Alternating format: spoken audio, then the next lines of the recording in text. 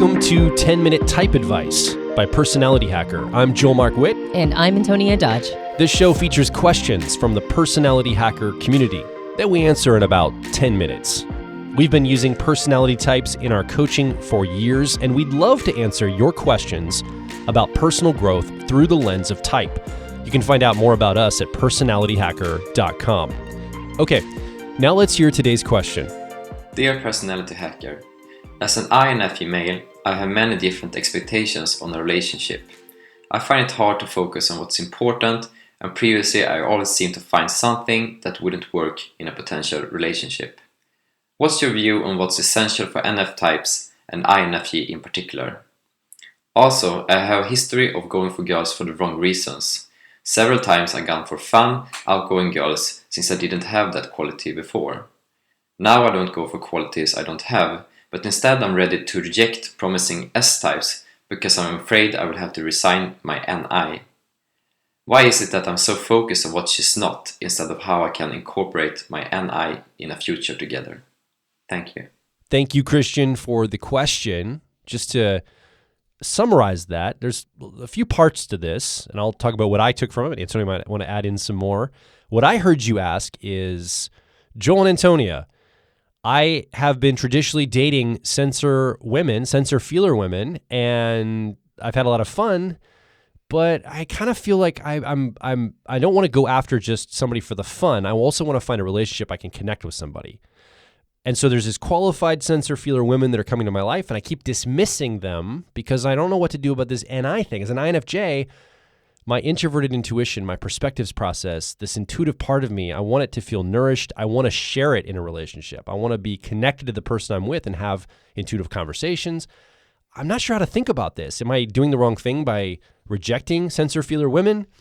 Should I maybe pursue them? Is there a workaround in my life? Should I go just only after intuitive women? I mean, you didn't ask all this, Christian, but I'm kind of drawing out, I think, more of the spirit of the question of what you're actually, what you're going for here. I think I also heard a lot of questions around, well, maybe I'm interpreting this inaccurately, but it sounded to me like there was a part of his nature, and this is a very common challenge for INJs, that if I can't see a future with somebody, why am I dating them? Oh, yeah. Right? Like if my introverted intuition doesn't see us way down the line. Or it sees an endpoint down the line or something. Yeah, then why would I go with it? And that makes a lot of sense, actually. When you're leading with a function, almost everything in your life unconsciously gets filtered through that function. Like it needs to be satisfied. Otherwise, we don't feel like the thing is sustainable. And that makes sense. So there's this question as well. Like, well, how do I find the right person? I was going for people who weren't like me. That didn't pan out. Now I'm not choosing that, but am I now rejecting people who might be qualified because now my attention is turned somewhere else? How do I satisfy my introverted intuition if the person I'm dating is promising, but they don't share an intuitive preference? And how do I navigate through all of this? And here's the challenge with type advice and relationships, is that at the end of the day, the type is part of what diagnoses what's going on in the relationship, but it shouldn't be diagnosing who you're with. So you're saying it should be diagnostic, not prescriptive. Exactly. When it comes to dating, you don't want to disqualify any specific personality type based entirely on the fact that they're that type, nor should you be seeking people just of that type. It's almost the same as in careers. You see people who have decided that a certain personality type fits this career or this job, and people in the past, in my opinion, unethically would hire based on those criteria, and it wasn't uncommon that would turn into a disaster, right? And then they would hire somebody of a type that they didn't think would fit at all, and that person is a dream because it was more about the work ethic, the experience. It was about all these other characteristics and qualities that have nothing to do with type. And something very similar pans out in relationships. It's not as much about the compatibility of the types, although there is something to be said for that. And I want to put a nod there, and I want to talk about that in just a second. But it's less to do with a person's personality type than it does with a bunch of characteristics and qualities that have nothing to do with type. Now, the nod I want to give to type and compatibility is that there have been studies done on this, and there's a little bit of data. Like take, for example, in, Paul and Barbara Teeger's work, in the book Just Your Type, Create the Relationship You've Always Wanted Using the Secrets of Personality Type, there is an indication that NF types, which, when you're looking at it through the lens of temperaments, NFs are called idealists, that they are the most satisfied in relationships with other idealists. It was like almost 75%. And then following that were highest compatibility is with NT types. So intuitive thinker types, which would be the rationalists in the temperament concept, that was like 64% satisfied. Then they are around 51% satisfied with SP types, artisans, and then about 46% satisfied with censor judger types or guardians. So there does seem to be some correlation between type and relationship satisfaction. And there is some information to indicate that. But if there is any satisfaction that an NF has with, like the lowest was censor judgers, guardians, SJs. 46% right there. Right. But that's almost half the relationships the person's satisfied with their partner. Yeah. So even though there is some correlation there, there's not a one-to-one. It's not like if you're in a relationship with somebody who's not an NF or an NT, well, then you're not going to be satisfied in your relationship. The three outstanding, most important elements to compatibility in a relationship are number 1, shared values, number 2, shared interests, and number 3, self-awareness. Each person being highly self-aware and then meeting and matching on interests and values are way bigger predictors of relationship success than compatible personality types. I would add here that type can point you to the needs you will have in a relationship, though. Like as an INFJ man, Christian, you're going to have a need for intuitive connection in your life. Now, if you're not with somebody in a relationship that can give that to you, you still have that need. So diagnosing the fact that you're an INFJ tells you, I have the need for an intuitive conversation and connection in my life in some way. So I think it's important on that level too, though. Yeah, well, and that's exactly it. That was the nod I want to give to type. Type lets us know what our needs are. It lets us know what at least on a cognitive level. Obviously, you have a bunch of needs that have nothing to do with our type. But on a cognitive level, it can help us figure out what are the parts of my mind that need to be nourished in a way that no other model explains. So like you said, somebody who's leading with intuition is going to need to have intuitive connection with others.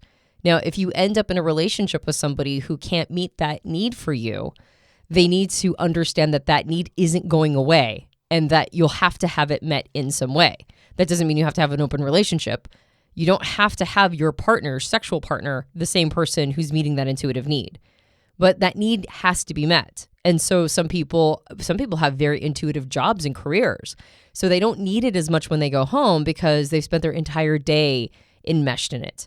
Other people have families that meet these needs, right? And they have siblings or parents that very much help get that nourished. And other people have friends. If you end up with somebody who can't meet those needs, they can't be jealous of your need to meet them. And that would be the thing that I would say is the caveat. That said, I don't meet all your needs, Joel, and you don't meet all mine. Wait, what? Right? What? This is surprising news. No, we've just recently been talking about it. Yeah. My need for banter. I have a very ENTP need for banter. And you grew up in an environment that didn't encourage banter. In fact, your brain is just not wired for banter. Yeah, mine's more performance than banter. Exactly. And so I've realized if I'm going to get my banter needs met, I'm going to get them met with other people. And so I have my little NTP cabal friends that I meet with every week, and we all banter. And I get my banter needs met. But that said, I do think that you are not completely off the mark by saying, well, First, I was going for people who had qualities that I don't have because, I might have been missing them. And so now I got to go find them someplace. And then you were like, well, that didn't pan out as much. And so now I'm not doing that. But I think what this comes down to is I don't know if and I say this as an NTP, by the way, I don't know if there is an algorithm for love. I don't think there is. I don't think there's a this plus this equals this, or this times this equals this. I think love is one of those things that has so many different nodes in the system that it might as well be a mystery. It's like a blade of grass growing in like the cinder block on the wall of an old warehouse. Like that's the image I have of love. Like you never know when it's going to take root and grow somewhere. It's unpredictable. Yeah, the seeds just fall in the cracks and they just come up. So I don't know. I mean, I know that is the most unsatisfying answer. And every time I give this answer when it comes to relationships, it's just deeply groan-worthy unsatisfying. But I wouldn't say, I would not use type at all to determine attraction. I would use type to help you understand your needs, what needs you have in a relationship, whether or not they can get met, and whether or not your partner is self-aware enough to recognize that they're not going to meet every need and that there is some facility to get those needs met. I would also use type to help understand the other person's needs and recognizing and acknowledging that you're not going to get all of those needs met. I would use type if you're constantly and perpetually at odds around something to try to figure out, well, where are we at odds and why are we cross-talking, right? I would use it to do like what we do in our couples mapping course, to draw a side-by-side comparison and go, oh, I'm probably going to talk this way and they're going to talk this way. And these are the things that are going to be obvious to me and these are the things that are going to be obvious to them. So I would use it as a diagnostic tool, but I would not, as you mentioned, Joel, use it as a prescription for the initial attraction of love, because attraction is not a choice. You're going to be attracted to who you're attracted to, and that's okay. And it doesn't have to be any specific personality type. I would use shared values, shared interests, and the self-awareness of each partner. I would use that as your highest criteria. So when you're dating somebody, try to figure out how self-aware they are. Try to figure out how willing they are to own their mistakes, how often they reflect on their behavior. After a fight, do they just want to sweep it under the rug? Are they just like, well, I don't want to talk about it? Or they go, you know what? Maybe there is something to be sort of deconstructed here. Maybe we do need to own our individual parts. Maybe I need to acknowledge that I need to do better, and so do you. Those kinds of conversations, an ounce of one of those conversations is worth a pound of type compatibility. All right? So focus on those things and then use an understanding and awareness of type to make a situation, an attraction that's already nice and great and working out, to make it even better and beautify it over time. One of the things that has really impacted my life in relationships is getting really clear on how I'm wired and focusing on my own sense of how am I showing up to this with this person? How am I contributing to maybe the triggers, the trauma, or any of the fights? How am I adding my hat in the ring in these areas? And just really watching that for myself has been so powerful that I think, and that's really the only thing I can control, right? I can't really control another person, how they feel, how they think, any of that stuff. And so I've really focused in on now this is also indicative of my type, how I would process this, right? I'm an introverted feeling user, authenticity user as an ENFP. So that's going to be very natural for me to do. You might have a personality type as you're listening that's a little different. You might look at it in a different way, but that self-awareness, whatever lens you somehow see it through, I think goes a long way. And again, I'll just echo what you said, Antonia, that couples mapping program is so great because even if you're single, the single person going through it and just mapping the personalities without the other partner, but if the two of you can sit down and map your personalities together and really see where you overlap, we've seen couples that have transformed their relationship just from that exercise alone, having the shared language of, oh my gosh, that's how you're seeing it. So I agree with you too. I think attraction isn't a choice, and I think you have to have that self-awareness. And good on you, Christian, for asking like, hey, how should I be thinking about this as you're looking to get into a relationship? Because it's so much easier to kind of think about these things.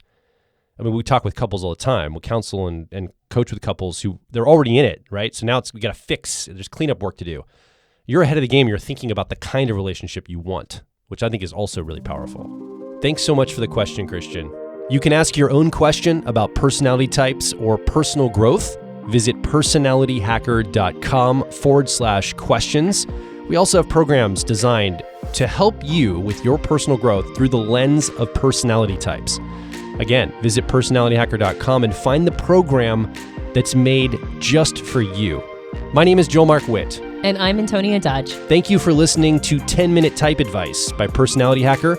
We'll talk with you on the next episode.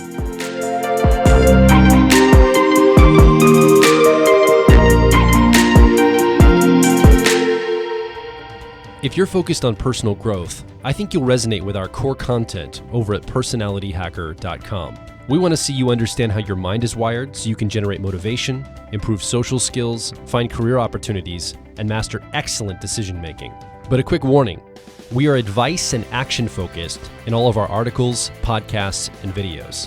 This means that we attract people who like to be challenged to become excellent, to take action, to put in the work to optimize themselves, not simply just gather more information. If you are committed to personal growth and ready to radically find your inner truth, then come over and be a part of our growing community of like minds at Personality Hacker.